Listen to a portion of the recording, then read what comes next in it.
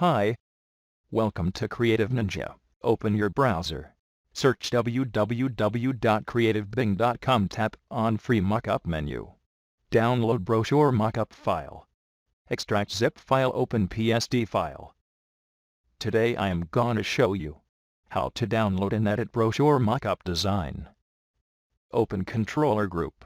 One by one double-click on link layers, then link files. Open. Replace or create your artwork. Then save link files.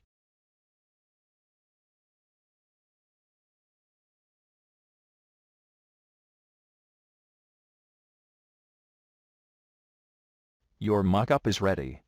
Thanks for watching my video.